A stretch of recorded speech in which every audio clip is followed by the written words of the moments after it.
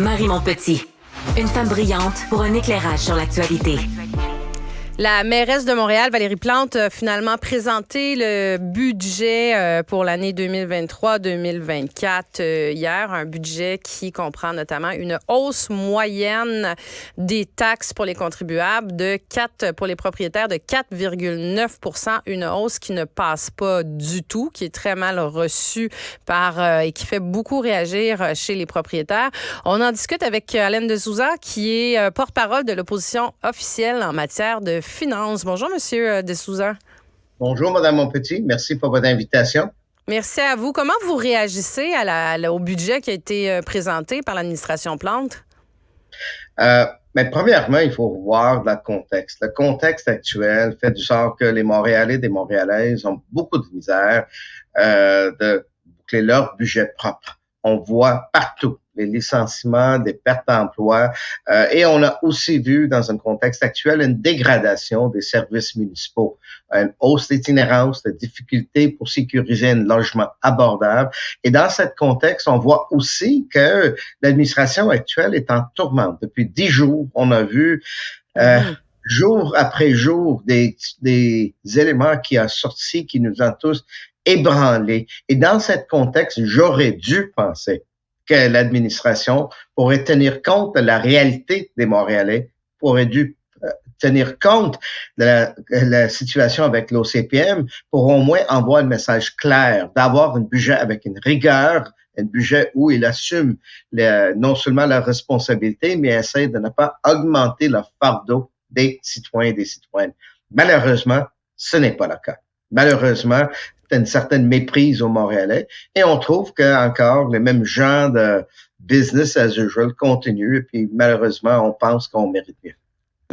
Ben, c'est un peu le commentaire qui est fait par plusieurs de dire est-ce que, au lieu de demander, est-ce que la Ville aurait pu serrer un peu davantage la ceinture pour permettre aux citoyens de la desserrer dans le contexte où tout coûte très cher? Est-ce qu'il y a quand vous dites qu'il y a un exercice qui aurait dû être fait, est-ce que c'est freiner les dépenses ou c'est faire du ménage justement puis s'assurer? Il y a certainement une marge de manœuvre dans les dépenses qui sont faites, dans les milliards qui sont dépensés par la Ville de Montréal pour ralentir ces dépenses-là, les mettre sur pause. Est-ce qu'il y a des endroits ou des projets particuliers sur lesquels vous pensez que l'administration aurait dû mettre le pied sur le frein? Bien sûr. Je pense que, premièrement, j'avais toujours dit qu'il faut prioriser. Quand on est au gouvernement, il faut choisir. On ne peut pas dépenser sur tout particulièrement maintenant. Et on voit encore les choix d'avoir plus que 90 millions pour Camélia Aude. Est-ce que c'est vraiment nécessaire? On voit encore plus que 3000 employés de plus depuis l'arrivée de Mme Plante en poste. Encore, est-ce qu'il n'y a pas le temps de faire un effort pour réduire le nombre de dépenses des embauches qui sont là? Mais deuxièmement, l'autre volet est de bien livrer le service municipal. On a vu une dégradation dans le service et les gens partout à Montréal, tous les quartiers, tous les arrondissements ont constaté ça. Donc, c'est une question de bien gérer l'argent des contribuables. On paye beaucoup en taxes.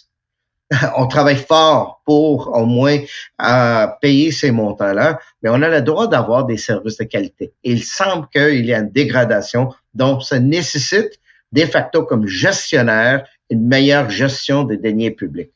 Est-ce que c'est une certaine... Bon, c'est Mme Olivier qui l'a démissionné, qui était derrière ce budget-là. Est-ce que c'est une certaine déconnexion aussi avec Parce que là, on parle d'une augmentation moyenne de 4,9 % mais il ne faut jamais perdre de vue que c'est une augmentation qui s'ajoute à celle de l'année dernière, qui était déjà une augmentation historique de 4,1 %, là, historique depuis 2011. Là, cette année, 4,9 %, c'est historique depuis 2010. Donc, c'est des augmentations qui s'accumulent d'année en année. Est-ce qu'il n'y a pas une certaine déconnexion par rapport à la pression au fardeau qui est mis sur les propriétaires? Puis je pensais que ce soit propriétaires commerciaux aussi là, qui commencent à manquer beaucoup d'oxygène. Je voyais le président de la Chambre de commerce de Montréal sortir là-dessus. Mais aussi les aînés qui sont propriétaires, qui n'ont pas une capacité nécessairement d'augmenter d'année en année les montants qu'ils vont payer. Là.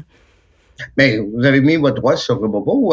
Je pense qu'il y a des gens qui écopent avec ça, sont dans une situation mal prise. Ils ne peuvent pas tourner puis refiler la facture à quelqu'un d'autre. La personne avec leur pensions de vieillesse n'ont pas eu une augmentation semblable. Les locataires qui sont là sont dans la même situation. Le petit commerçant ont déjà payé des montants significatifs et puis il ne peut pas refiler la facture sur quelqu'un d'autre. Donc, cette notion de sensibilité, il semble être absent.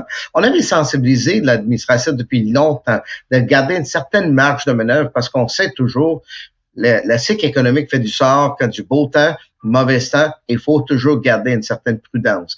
Mais je pense que l'administration n'a jamais trouvé un projet sur lequel il n'a pas voulu dépenser. Donc, bon temps, mauvais temps, aujourd'hui, on paye le prix pour le manque de prudence de l'administration. On pensait qu'actuellement, ils sont endettés jusqu'à leur cou.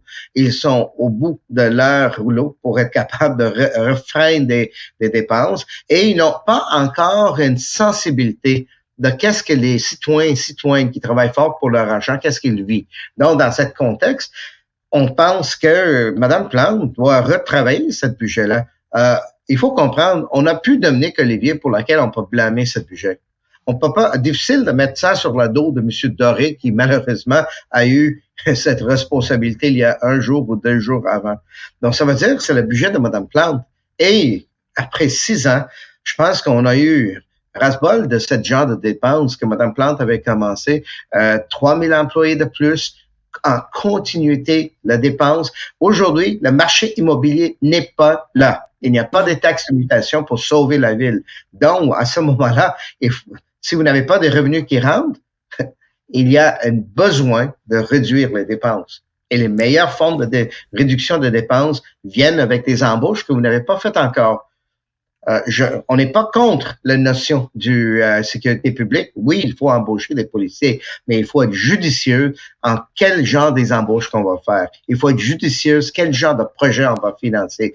Si on essaie de financer le tout, mais on va finir en avoir encore une croissance incroyable des dépenses. Et ultimement, c'est nous, les citoyens simples, qui vont payer la note. En terminant, M. De Souza, comment vous réagissez à la demande de hausse de budget qui est faite par l'Office de consultation publique de Montréal après tout ce qu'on a appris sur les dépenses qui ont été faites de voyages et de restaurants notamment? Je vous avoue que j'aurais dû penser que le dernier de 10 jours aurait dû les sensibiliser que l'appétit est pas là. Il y avait une désaveu des gestionnaires de l'OCPM. Eux-mêmes doit réaliser. La présidente vient devant la commission de finances pour justification et donner des exemples. Mais à ce moment-là, je pense que le débat est fini. La confiance n'est plus là. Le lien de confiance n'est pas là. L'opposition avait pensé que on devrait demander la démission de la présidente. Deuxièmement, le mairesse a aussi indiqué qu'il n'y a pas d'appétit dans l'administration. Donc, si effectivement il y a un besoin, il faut trouver une façon dans laquelle on peut non seulement rendre une entité à l'OCPM imputable au Conseil, mais aussi devrait avoir une reddition de compte. Entre-temps, est-ce qu'on peut augmenter? Est-ce qu'on peut dépenser? Non. Il faut trouver une formule qui permettrait à l'OCPM de remplir son mandat, mais sûrement dans cette période de restructuration, voir par quelle moyenne on peut pas dépenser des choses inutilement et deuxièmement, avoir une reddition de compte pour que les Montréalais et les Montréalaises avoir la confiance dans l'OCPM. Actuellement, cette confiance n'est pas là. Alan de Souza, porte-parole de l'opposition officielle en matière de finances. Merci d'avoir pris le temps de venir discuter avec nous du nouveau budget de l'administration Plante. Bonne journée. Merci. Merci, Mme Montpetit.